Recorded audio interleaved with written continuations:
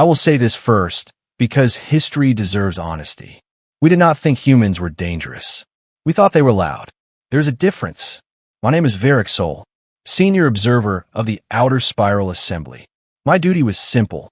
Observe primitive species, record their conflicts, quietly place bets on which one would erase itself first. Humans were a favorite in the betting pools. Small planet, one moon, fragile bodies. They leaked water from their eyes when upset. They argued over invisible borders. They built weapons powerful enough to scorch continents, then used them to threaten each other with them. Yes, we laughed. The Assembly classified Earth as a Level 3 developing world. Not united, not efficient, not prepared, but interesting. They broadcast everything. Songs, arguments, memes, war, cat videos. An unreasonable number of cat videos. If dominance were measured by how often a species uploaded footage of small predators knocking objects off tables, humanity would already control the galaxy. Still, they were divided. And division, in our experience, is terminal. So when the void expansion began, Earth was not considered relevant. You do not know about the void expansion. Of course you do not. You are human. You are busy arguing online. The void expansion was not an invasion. Not first. It was a spreading silence. Entire systems went dark. Communications cut. Stars intact. Planets intact. Civilizations gone. No debris. No radiation spikes. No distress calls. Just absence. We sent probes. They transmitted until they did not. We sent fleets. They vanished without spectacle. We stopped laughing. The Assembly called an emergency council. Holographic chambers filled. Representatives flickered in and out of projection fields. Voices trembled in 57 languages. One suggested the void was a sentient phenomenon. Another proposed a higher dimensional predator. One optimistic fool insisted it might be a natural cosmic correction. Cosmic correction. Yes, that theory aged poorly. The expansion moved closer to the inner spiral. Closer to us. Closer to Earth.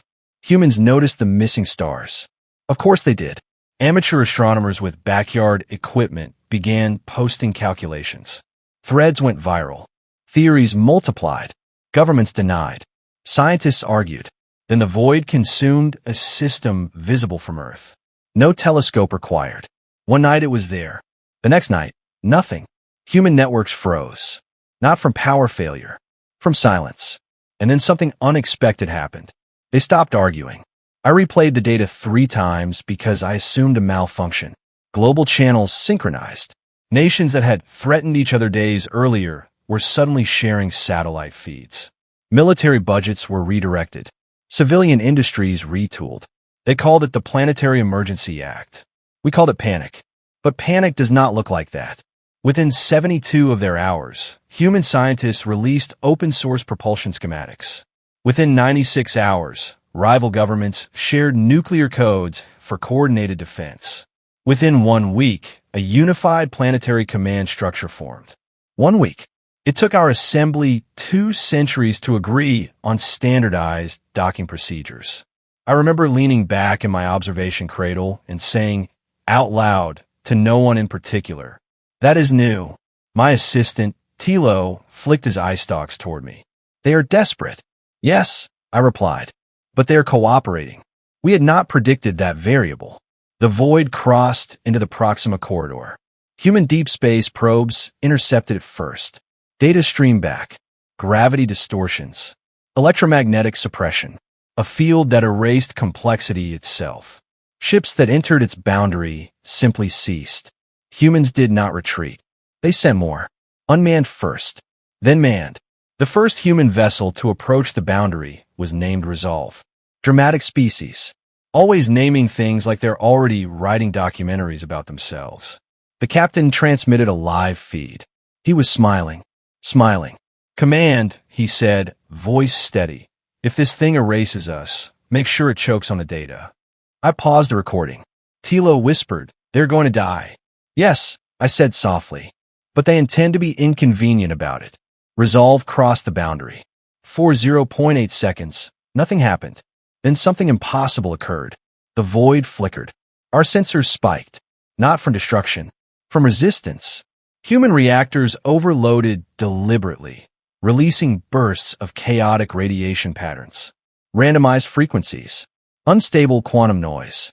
They flooded the boundary with entropy. The void recoiled. Recoiled. Do you understand what that means? A phenomenon that erased entire civilizations hesitated because one fragile species decided to scream mathematically at it. Resolve vanished. But the boundary rippled outward, slowed. The humans had found something. The void did not like unpredictability. It consumed order effortlessly. Structured systems, harmonized civilizations, predictable fleets. But humans? Humans are statistical nightmares. Their transmissions are messy. Their signals overlap. Their technology varies wildly from region to region. They innovate in crisis with reckless creativity. The assembly had optimized for elegance. Humans optimized for survival.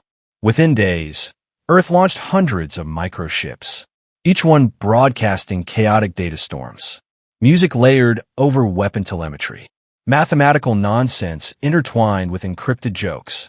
Random prime sequences colliding with heavy metal guitar riffs. I'm not exaggerating. One transmission even included a stand-up comedy routine encoded into quantum noise. The void slowed further. Not stopped, but slowed. And for the first time since the expansion began, we saw its edge hesitate. The assembly chamber went silent. An elder representative whispered, "They are contaminating it." Yes, that was the word. Contaminating. The void advanced through uniform civilizations like a blade through still water. But humanity was not still, not uniform, not orderly. They were loud, and the void had limits. We did not celebrate. We are not foolish, but we recalculated. For the first time in recorded galactic history, the probability models produced something astonishing. The expansion might fail. Because of Earth. I turned to Tilo and said, very quietly, "We misjudged them." Tilo did not laugh this time. He simply stared at the human data streams, flickering wild and unpredictable across our screens. The day the universe discovered its limits had begun. And the limits were human. If you expect me to say we immediately applauded the humans, no, we are not that emotionally flexible. The assembly did what it always does when confronted with the unexpected. We formed a subcommittee. Yes, while a cosmic eraser hovered at the edge of a yellow star system, we scheduled meetings. To be fair, the data was deeply disturbing. The void had slowed, but it had not stopped. Its boundary shimmered around the outer human colonies. Several mining stations vanished mid-transmission. One moment, they were complaining about supply shortages. The next moment, silence. Humans reacted the way they always do when something frightens them. They argued for exactly 6 minutes. Then they escalated. Their unified command issued a broadcast across every frequency we could monitor. It was not elegant, not diplomatic, not subtle. It was direct. "If it wants order," a human general said, staring straight into the camera, "we'll give a noise." I leaned forward in my cradle. Tilo muttered, "That is not a strategy." I replied, "For them, it is." What followed was the most reckless act of coordinated brilliance I have ever witnessed. Humans weaponized unpredictability. Entire cities synchronized their power grids to generate fluctuating electromagnetic storms. Particle accelerators fired in deliberately unstable sequences. Civilian satellites were reprogrammed to emit overlapping carrier waves in prime number intervals. Even entertainment networks joined the effort. Millions of devices streamed layered signals into space. Music, debates, random conversations, children reciting poetry, weather reports, engine diagnostics. To us, it sounded like a malfunctioning galaxy. To the void, it was interference. The boundary began to distort. Our long-range sensors recorded something unprecedented. The void's leading edge fractured into irregular segments, as though struggling to maintain coherence under the relentless statistical disorder. Tilo's voice trembled.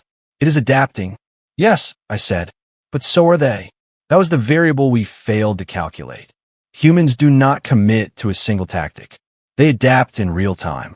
When the void dampened electromagnetic noise, humans shifted to gravitational fluctuations. When gravitational patterns stabilized, they introduced randomized mass ejections from automated cargo vessels. They detonated obsolete satellites in controlled bursts, creating debris fields of unpredictable trajectories. They were not defending territory. They were overwhelming a system with variables. A young human scientist appeared on a global broadcast, hair disheveled, eyes burning with exhaustion and excitement. "It's pattern-hungry," she said. "It feeds on structure. So stop giving a structure. Break formation. Break symmetry. Make everything ugly." Ugly. I nearly laughed.